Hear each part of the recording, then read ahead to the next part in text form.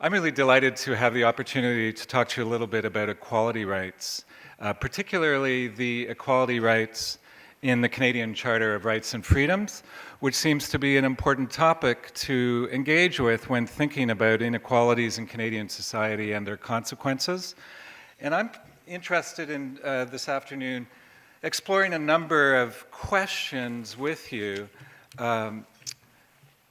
related to Charter equality rights, including what is the relationship between those rights and social equality more generally. To what extent have constitutional equality rights had a transformative impact on our legal and political landscape? To what extent have our legislatures and governments taken steps to ensure that their laws and practices do not violate Charter equality rights? And what trends are discernible in the record of judicial decision-making in cases involving Charter equality rights over the past 33 years?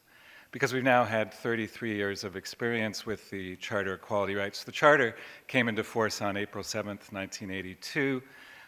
People like me will be celebrating the birthday next Tuesday, getting out our text, lighting some candles for the, what does that make it, 36th anniversary of the Charter of Rights and Freedoms. The equality rights were a little different than the rest of the Charter. Their coming into force was delayed for 3 years, until April 17th, 1985. And the reason for that was that they were expected to have a dramatic impact on our legal landscape. And the idea was to give our legislatures 3 years to look through their statute books, reassess their laws and policies, bring them into compliance with the equality rights in the Charter in that 3-year period before they came into force. And I'm also interested in thinking about the difference the Charter equality rights might make in the future. The Supreme Court of Canada has characterized the equality rights in the Charter as representing our fondest dreams, our highest hopes, and the finest aspirations of Canadian society. So the broader question for me is, to what extent has Section 15 of the Charter, the equality rights provision, helped accomplish these dreams, hopes, and aspirations? For those of you who aren't familiar with the text of the Charter equality rights, I put it up on this slide. It's an individual right that is framed by reference to the law. Every individual is equal before the law, also under the law, the right to the equal protection of the law, and the equal benefit of the law. So there's a compendious description of 4 different types of equality, but you'll see that they're all in relation to the law. And those rights are qualified by the idea of discrimination. So what Section 15 prohibits is discrimination, and in particular, and those words in particular suggest that the list that follows is not exhaustive, without discrimination based on 9 grounds that are listed in the text of Section 15 that we refer to as enumerated grounds. So there are 9 enumerated grounds: race, national or ethnic origin, color, religion, sex, age, mental disability or physical disability. And as I mentioned, the words in particular suggest the list is not exhaustive, and the courts have said that they have the power, as a result of those words, to recognize other personal characteristics as prohibited grounds of discrimination, and they refer to those as analogous grounds. Section 15.2 of the Charter is an important provision which makes clear that Canadian governments are free to pursue ameliorative laws or programs, again on the listed grounds or those that are analogous to them. This was a product of a debate that many might remember from the late 70s, early 80s, that was particularly fervent in the United States about affirmative action programs. And the drafters of the Charter wanted to make it clear that our conception of equality embodied in Section 15 of the Charter did not prohibit the government from undertaking affirmative action programs.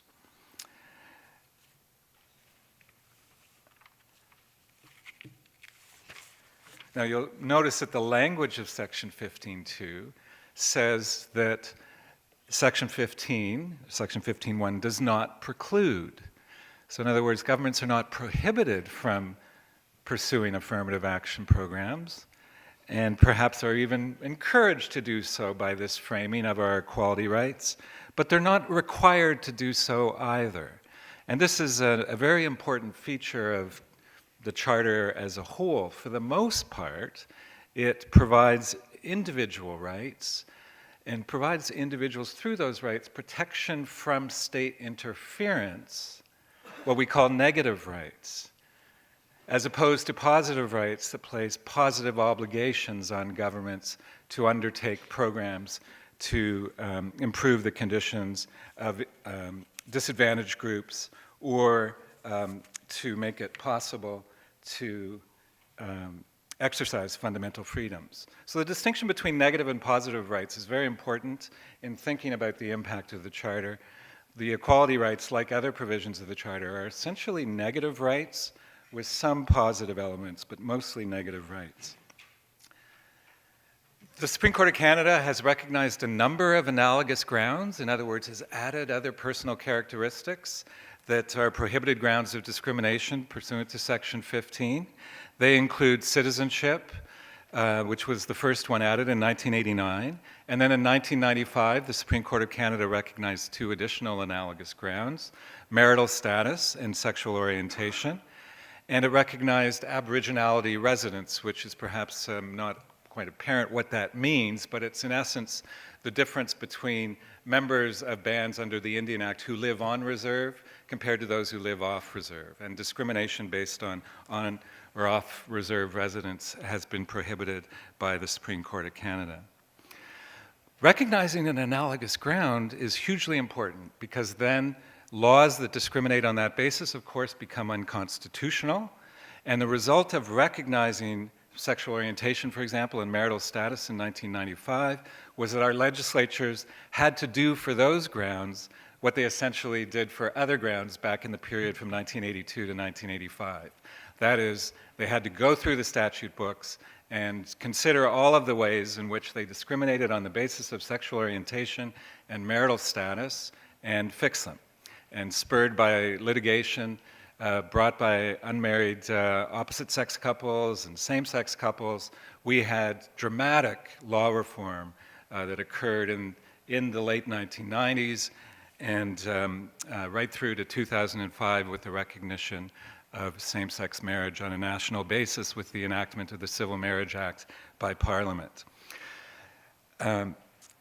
There have been a number of characteristics that have been asserted before the court as worthy of recognition as analogous grounds, giving rise to prohibitions on discrimination on that basis. I've listed a few examples. There are many, but these are, of course, some of the most important for the topic under consideration today. There have been many attempts to have poverty or economic status recognized as a prohibited ground, and while the record in the lower courts is mixed, for the most part it's been rejected, and the Supreme Court of Canada has not yet addressed the issue.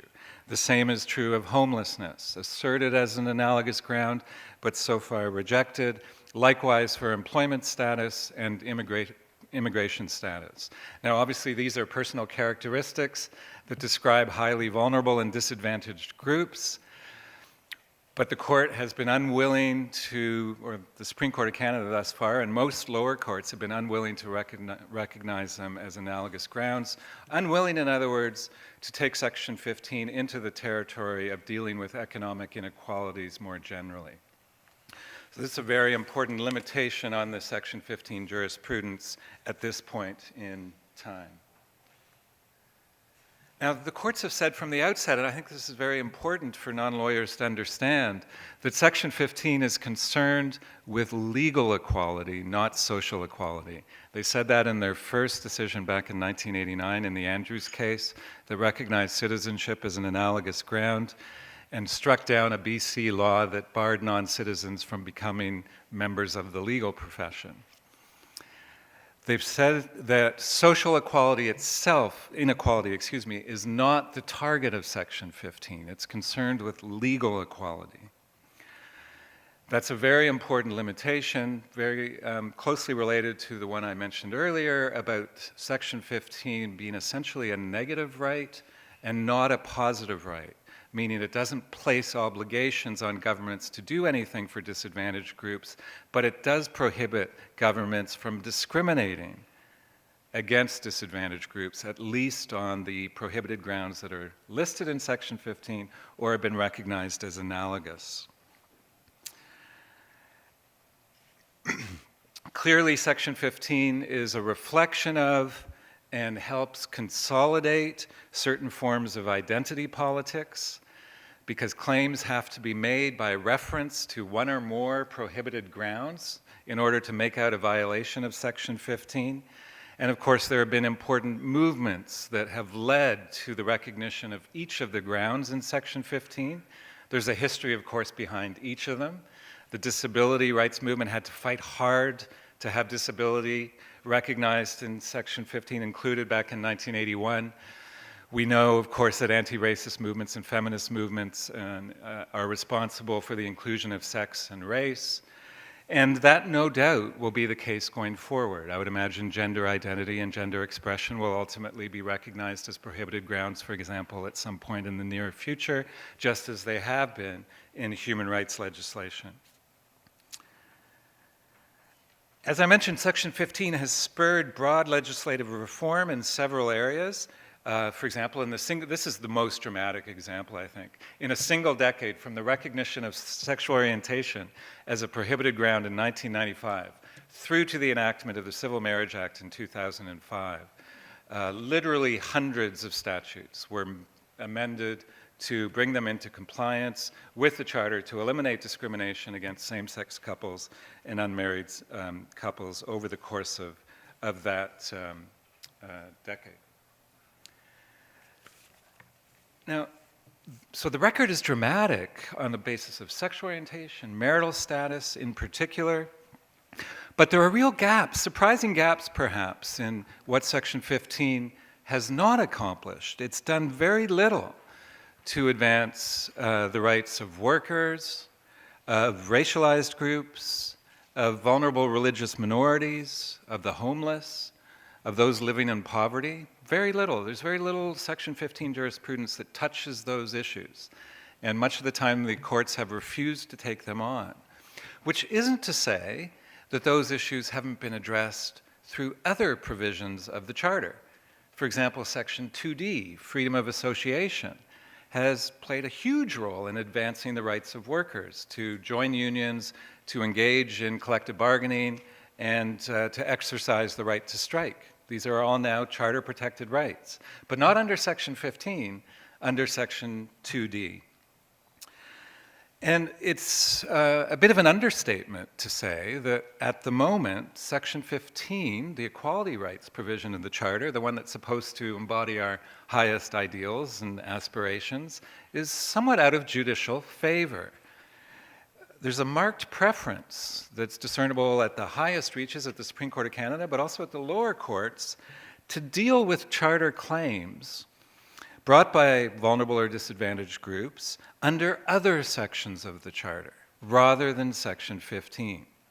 And they do this by referring to equality values, and using equality values to inform the interpretation of other important sections of the Charter, like those that protect fundamental freedoms in Section 2, freedom of religion, freedom of expression, freedom of assembly, freedom of association, and in interpreting the rights in Section 7, rights to life, liberty, and security of the person. So this is a very interesting pattern, and I'm not sure I totally understand the reasons for it. In other words, our courts tend to be sensitive to equality concerns and equality values, but not too keen on equality rights. And I'll give a couple of examples. One is the Multani case from the Supreme Court of Canada, which had to do with the right of a boy, a Sikh boy, to carry his kirpan, his ceremonial dagger, with him, as his religious beliefs required him to do when attending public school in Quebec. And he was prohibited from doing so by the school board, and went all the way up to the Supreme Court of Canada, and was decided solely on the basis of an interference with his freedom of religion. even though it could just as equally have been decided as a violation of his equality rights, his right to have equal access to education on the basis of religion. But the Section 15 equality rights argument kind of disappeared, and the court focused entirely on freedom of religion. There are many examples of that occurring in the context of religious rights.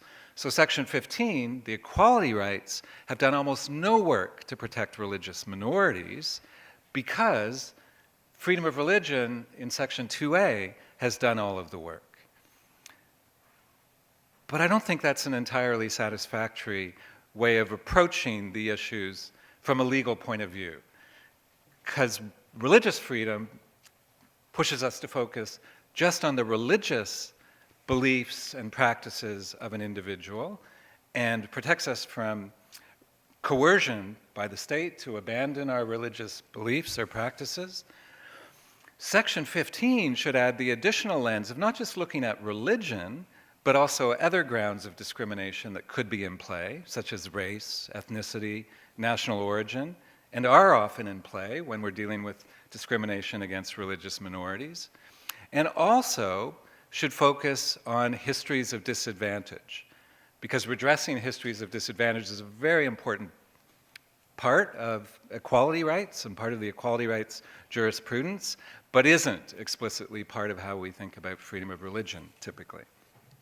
Another example is the Carter case from the Supreme Court of Canada, decided in 2015, dealt with the issue of medical assistance in dying. And as I'm sure you know, the Supreme Court of Canada struck down the blanket prohibition on assisted suicide, said that there needed to be an exception in the legislation for those competent adults who were enduring intolerable suffering to give them more control over the conditions of the end of their lives. When that case was litigated at trial before Justice Lynn Smith of the BC Superior Court, or Supreme Court, excuse me, a former dean of the UBC Law School, a feminist scholar who'd been very active in launching the Women's Legal Education and Action Fund in its early days, she took care to write up her decision based on not just Section 7, but also on equality rights. And in fact, she devoted the first half of her decision to equality rights, put it at the forefront, and then turned to life, liberty, and security of the person under Section 7 in the second half of her opinion. And she found that the blanket prohibition on assisted suicide was discriminatory on the basis of physical disability, because it deprived people from having equal access to control over the conditions of the end of their lives based on disability. And she wrote a very thorough and convincing opinion on the violation of Section 15 that she situated in the history and vulnerability of disabled people as a group. A very important, I think, element of the issue. It's really impossible to talk about the issue without engaging with that question. She also found an infringement of life, liberty, and security of the person. And the Supreme Court of Canada agreed with her and struck down the provision based on her Section 7 analysis. And the Supreme Court of Canada said, as it's been doing very frequently lately, therefore we don't need to address the arguments under Section 15 of the Charter. So just another example of, I could give many, as I mentioned, of a remarkable unwillingness on the part of our courts to engage with equality issues, but a willingness to engage with equality concerns through the lens of other charter provisions, especially those focused on individual liberty and autonomy. And as I said, I'm not quite sure what the explanation for that is, and I welcome thoughts on what you think it might be. My guess is that the court is uncomfortable, or more uncomfortable, approaching issues from a distributive point of view under Section 15, and also through a discourse that tends to focus on the interests and rights of particular groups compared to others, and therefore might sound like a divisive type of legal discourse, whereas going through Section 2, fundamental freedoms that we all have, the right to life, liberty, and security of the person that we all have, is a more universal kind of language that is easier to craft in a way that appeals to a larger group of people and doesn't feel like groups defined by prohibited grounds in Section 15 are somehow getting special treatment in the court's rulings. I want to talk a little bit about, just to give you a fuller sense of patterns. I've been keeping a database of all Section 15 rulings since 1989. Before 1989, from the courts. Before 1989, it was kind of a chaotic situation until the Supreme Court of Canada kind of set the ground rules in its first ruling that year. So since then, I've been maintaining a database of all Section 15 decisions and recording what grounds were asserted, recording the jurisdiction, recording whether or not a Section 15 infringement was established. And I want to just go through quickly some of the highlights of the data from that database of over 1,000 opinions at this point. One is that there was quite a steady number of Section 15 claims being brought to the courts from about the late 80s to the early 2000s, about hovering around 40 or 50 rulings from the courts across the country every year. And then there was a sharp drop around 2009, 2010. It's recovered a little bit, but this is part of what I mean about equality rights being somewhat out of judicial favor, or litigants not being confident that bringing an equality rights claim is likely to lead to the kinds of law reform that they're interested in. And now we see about 20 to 30 rulings from the courts dealing with Section 15 every year. And at the Supreme Court of Canada, the drop has been even more pronounced. So even when the Section 15 argument has been made before the Supreme Court of Canada, they tend not to address it, and then therefore it doesn't end up in my database because it's not a decision on Section 15. Or when important Section 15 issues are raised in applications for leave to appeal to the Supreme Court of Canada, they often deny them when they deal with important matters under Section 15. So for example, whether poverty should be recognized as an analogous ground, huge issue. Addressed in many lower court decisions, the Supreme Court of Canada has had opportunities to take it on, but it's chosen to deny leave to appeal. And again, why they would not be willing to address that issue is they don't give reasons for why they deny leave to appeal, but clearly it's not one that they're particularly interested in opening up. So a very dramatic drop. It used to be that the Supreme Court of Canada heard quite a few Section 15 claims annually, around 12, 15,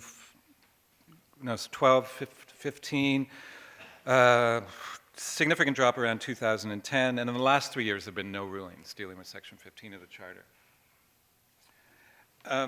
I've only got a few minutes left. Let me just say quickly that there's a corresponding drop in the success rate of equality claimants over the course of the last decade, a significant drop compared to the situation before, which I guess is quite understandable given that most discriminatory laws have been removed from the statute books.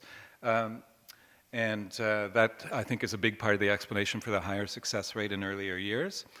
There's also a really interesting difference based on jurisdiction. I can't go into all of the details, but jurisdiction clearly matters. And I think that significant variation between jurisdictions has something to do with the culture of particular courts, whether they're friendly to equality rights or not. And it has something to do with the legal culture of the jurisdiction. So for example, the fact that Alberta has the highest number or percentage of successful Section 15 claims, successful from a claimant's point of view anyway, has a lot to do with the fact that their legislature is often slow to, or particularly was back in the late 80s and 90s, to remove obviously discriminatory statutes from the books. So that's a big part of the explanation for why Alberta is the jurisdiction with the highest number of claims. There are a couple of courts on the far right, Federal Court of Appeal, the BC Court of Appeal, Quebec's predictable again because they don't like the Canadian Charter generally and prefer to avoid having to make decisions under it if they can. The Federal Court of Appeal and the BC Court of Appeal are notorious for being particularly unfriendly to charter equality rights. I'm not exactly sure what the explanation for that is, but it clearly has something to do with the distinct culture on the court. And there's also very interesting variations based on ground of discrimination. So while there hasn't been a huge number of claims based on sexual orientation over the years, their success rate is off the charts. And again, I think the explanation for that is primarily because our legislatures took so long to respond to the need to remove discrimination on the basis of sexual orientation from the statute books that there was a string of successful court claims. When the issue of same-sex marriage started coming before our courts in the late 90s and early 2000s, it was unanimous rulings from across the country, courts finding that it was discriminatory on the basis of sexual orientation. Very few successful claims based on religion. That's because the religious claims are primarily dealt with through Section 2A, freedom of religion. Very few successful claims dealing with race as well. I want to say a few things about hopes for the future, if I can, in the last minute or so. One of the big paradoxes, I guess, underlying Section 15 is that it's intended to help the most disadvantaged groups in this country, but the mechanism for dealing with issues of inequality through Section 15 litigation is to go to court. And the burdens that are imposed on litigants are high, the cost of litigating is high, and as a result, one of the reasons why there are a low number of claims from certain groups, I think, is because of problems of access to justice. Can you afford to litigate? Even if you can get a lawyer to help you out, pro bono or at low cost, you may risk having costs awarded against you. You have to devote all kinds of time and energy to gathering evidence to support the claim. The Court Challenges Program was designed to respond to that problem of access to justice by funding test cases. It was canceled by the Harper government in 2006, and the Trudeau government has committed to putting it back in place, is in the process of reestablishing it. It will be up and running this year and will provide $5 million annually of funding for test case litigation, $1.5 million for official language rights cases, the other $3.5 million for charter claims, including claims under Section 15. So that will do a great deal to boost new challenges, new attempts to push forward Section 15, for example, by recognizing new analogous grounds, taking cases of that nature all the way up to the Supreme Court of Canada, dealing with more sophisticated adverse effects claims. Adverse effects claims are ones that focus not on the discrimination on the face of the law, but in its effects, in its application. They can often be very complicated and require a lot of social science evidence, so they're expensive.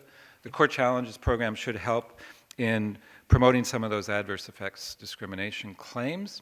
And the last thing I want to mention is when thinking about the potential impact that legal equality rights can have, the Charter isn't the only game in town. Of course, there are statutes in every jurisdiction in Canada, like the Ontario Human Rights Code, the Canadian Human Rights Act, which prohibit discrimination on a range of grounds very similar to those prohibited by Section 15.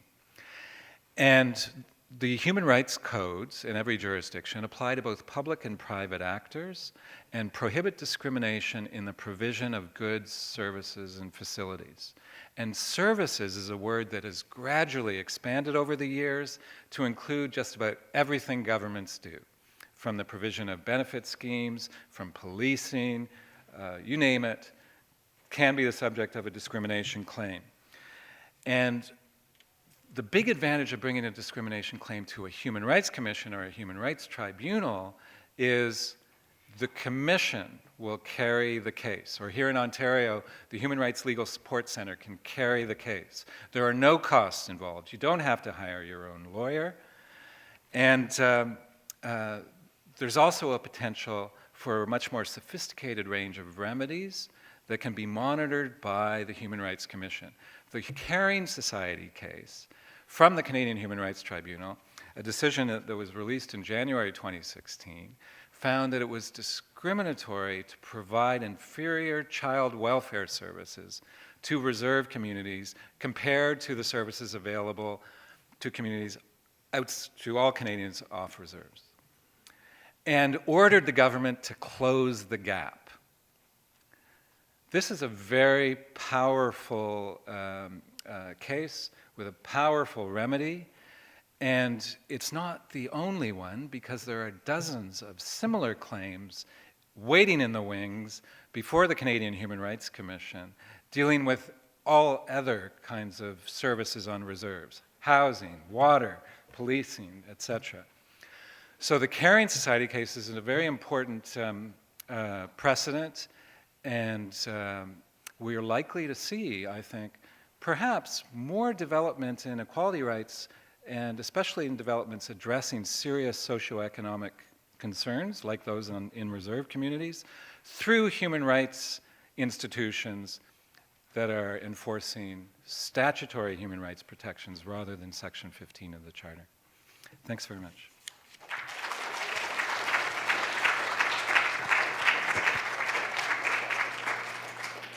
Thank you very much indeed. We are open for discussion. In the back, we have never had one. In the back, sorry. Yeah, I know. I'm trying to get people who haven't talked at all yet.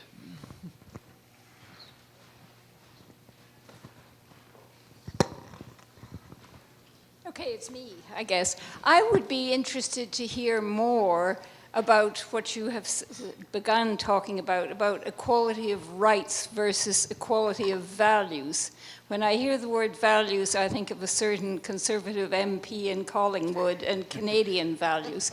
So values makes me uneasy as a reason for granting rights or not granting them. Thank you. Right. Well, it's, I don't think there's any real need to be worried about this mode of reasoning. It's a focus on not just any values, but I guess what the courts are doing is they're looking at the Charter as a whole to identify the values that underlie it, and using those values to help interpret particular provisions. So, for example, the interpretation of freedom of religion is heavily informed by a sense of equality, of treating religions equally, and of imposing on the state, therefore, a duty of religious neutrality. So that's the kind of reasoning I'm thinking about, or is very common in the Supreme Court of Canada jurisprudence. As I've said, they don't seem to be particularly fond of equality rights, or of concerning themselves about the rights of religious minorities under Section 15, but they are sensitive to the dynamics of inequality when interpreting religious freedom. Similarly, their ruling protecting collective bargaining and the right to strike as an element of freedom of association in Section 2D of the Charter was heavily informed by the vulnerability of workers as a group and the power imbalances in workplaces. So they referenced equality values and concerns, see them as undergirding the Charter as a whole and as a resource to be used in the interpretation of other provisions. Likewise, Section 7, the Carter decision, for example, on medical assistance in dying, the Insight decision, which had to do with a safe injection site on the downtown east side in Vancouver. There's or Bedford, the case dealing with the prostitution offenses. There's a palpable sense in each of those cases of sensitivity to the vulnerability of addicts, of sex workers, and of people with disabilities nearing the end of their lives. So I don't think it's a disturbing type of reasoning. It seems to me to be well grounded in the values expressed in Section 15. It's just interesting that they're comfortable working with those values outside of Section 15, but not so much inside it. Thank you. I have a small question. I miss in your presentation the word refugees. Is that a part of the Charter? Because refugees, when they are coming into the country, claim refugee status, it is granted, they have to wait so long for a hearing. Is that all right to get a hearing? Yeah, I think one of the examples that I gave as a ground of discrimination that has been frequently asserted but not recognized is immigration status. And not just immigration status kind of writ large, but various types of immigration status. So refugee status is one. So immigration status, refugee status, being a permanent resident, these are different kinds of immigration status that have been argued to be analogous grounds, but so far the only distinction that has been treated as an analogous ground is the distinction between citizens and non-citizens. And again, I'm not sure what the explanation for that is, but when refugees are treated harshly by governments, Section 15 cannot work to challenge that differentiation on the basis of refugee status or immigration status, but can be used if, for example, there's discrimination on the basis of national origin. Or some other ground. But directly as discrimination on the basis of refugee status, no, because it hasn't been recognized as a prohibited ground. It means that as a result, the courts often have to twist themselves to come at a part or a particular angle on the larger equality issue through the lens of grounds. There are many examples of this. For example, the mandatory victim surcharge that is part of criminal sentencing. Everyone has to pay. Harper government took away any discretion from judges. And many judges, when they've had accused persons convicted of who are living very economically precarious lives, they've been uncomfortable ordering payment of this victim discharge. And some of them have confronted it through Section 15. But they can't do it directly through poverty because it's not a prohibited ground. They can't do it through homelessness because it's not a prohibited ground. But they can say, well, this is a population composed to a large extent of people with mental health disabilities. And that's a prohibited ground. And, or of racialized persons or of indigenous persons. And so there are a few rulings along those lines. But it's an odd structure that Section 15 imposes on legal analysis to approach equality issues just through the lens of what's been recognized as a prohibited ground. And it means that sometimes we don't see the bigger picture. Okay, Legally, we don't see it. Thank you very much. Yes. This is a very simplistic question because I don't have a lot of legal training or anything. But what is the difference between, I understand, before the law? What does it mean by under the law, please? Yeah, there's a history to that for those of you who are following legal developments in the 1970s. There were some very, with the benefits of hindsight and from our current jurisprudential understanding, some very poor decisions from the Supreme Court of Canada interpreting the equality before the law provision of the Canadian Bill of Rights. And one of those decisions, a notorious decision called Laval, which had to do with the provision of the Indian Act that discriminated against women by saying that women who married out of the band lost their status, men who didn't, or who married out maintained their status, and their spouses did too. And so there was a sex discrimination challenge to that provision of the Indian Act, and there's of course a long story under the Charter with numerous challenges to it as well. But back in the 70s, the Supreme Court of Canada said that's not discriminatory because equality before the law, which was the only language in the Canadian Bill of Rights, refers to the administration of the law, not its content. So as long as it's administered, in other words, in an equally oppressive way to all status Indian women, it's not discriminatory.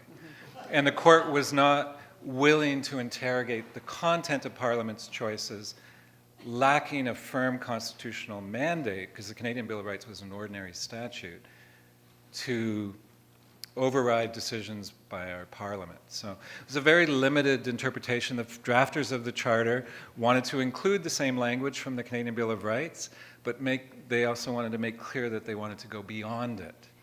So that those different formulations are really an attempt to respond to the limitations of the Canadian Bill of Rights jurisprudence from the 1970s. And equality under the law was meant to signal that we mean look at the content of the law as well, not just its administration.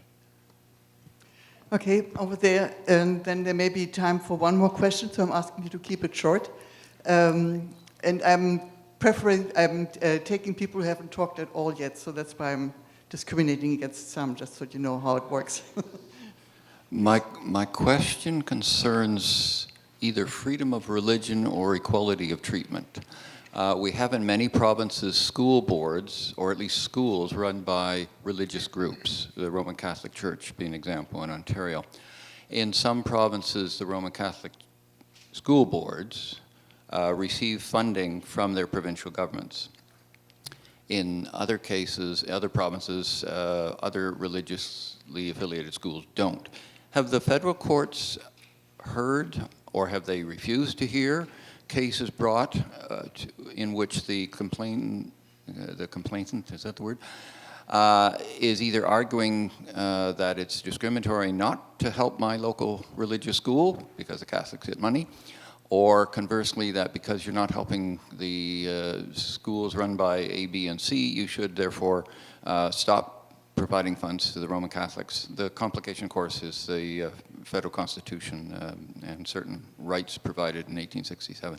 Any thoughts? What have the courts done or refused to listen to?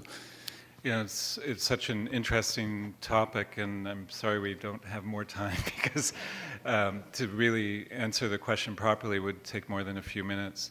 But the gist of it is, yes, there have been several cases that have gone to the Supreme Court of Canada when Ontario decided to extend full funding to Catholic schools back in the 1980s. There was a case of the Supreme Court of Canada asking whether that would be constitutionally valid to do so.